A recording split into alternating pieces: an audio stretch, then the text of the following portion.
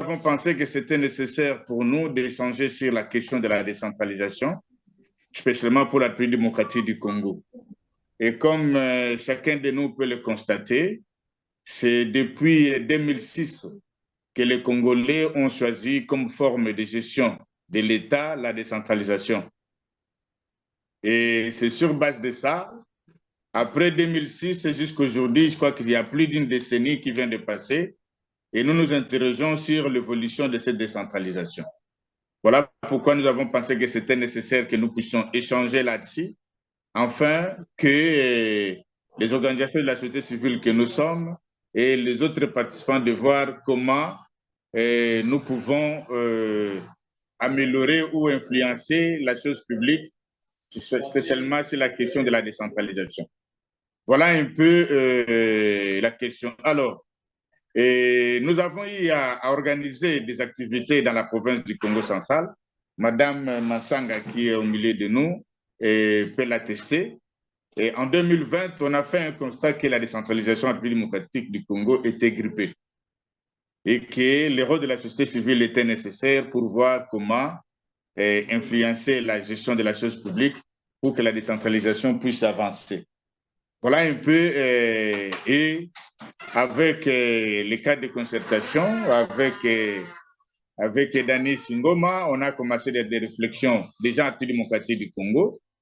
Je crois qu'il se souviendra, nous avons eu un atelier sur le ville à Kinshasa, au niveau des hospices de la Gombe, avec son implication de haut niveau.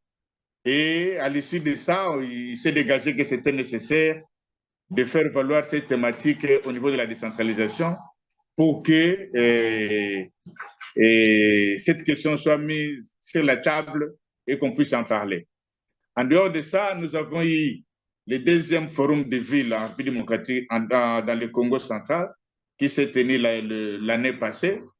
Et ensemble, nous avons eu dans le Congo central invité M. Jimmy qui était venu de la province de l'Ituri, M. Raoul, mes excuses, M. Raoul est mort malheureusement cette année, l'année passée aussi, qui était venu de Bukavu.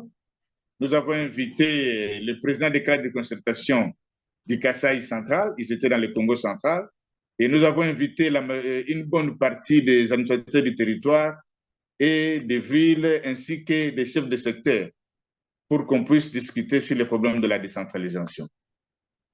Et le constat était amer pour dire que si la décentralisation n'est pas nécessairement et effectivement appliquée, le développement à la base va se poser. Et si le développement à la base se pose, le développement de la République démocratique du Congo aussi va se poser. Comme chacun de nous le sait, c'est que la décentralisation a trois objectifs. Sinon, on peut ramener ça à deux. La démocratie, booster la démocratie locale, c'est l'un des objectifs de la démocratie. Lutter contre la pauvreté au niveau local et comme conséquence, le développement local. Donc, c'est ça le fait. Est-ce qu'on peut aujourd'hui se poser la question, nous sommes à quel niveau de ce processus de la décentralisation de la République démocratique du Congo? Et aujourd'hui, M. Gilles et chers participants qui me suivent, cette année, le gouvernement congolais a lancé le programme des 145 territoires. Des 145 territoires. En lisant ce programme des 145 territoires, avec les analyses menées par Paul Institut au niveau de Goma et au niveau même de l'université de Louvain-la-Neuve en Belgique, il a été constaté que les risques d'une forte déconcentration en République démocratique du Congo est imminent et qu'il y a risque que la centralisation puisse être amplifiée en République démocratique du Congo. Et la centralisation, c'est-à-dire le pouvoir central travaillera avec les administrateurs du territoire, avec les territoires, les 145 territoires. Or, en lisant la Constitution, les territoires ne sont pas des entités territoriales décentralisées. Voilà pourquoi, M. Gilles, pour nous, nous pensons que nous partageons les expériences et puis nous tirons les conclusions. Pourquoi pas voir comment les organisations de la société civile peuvent influencer le processus en République démocratique du Congo. Voilà tout ce que je peux dire à ce niveau de débat.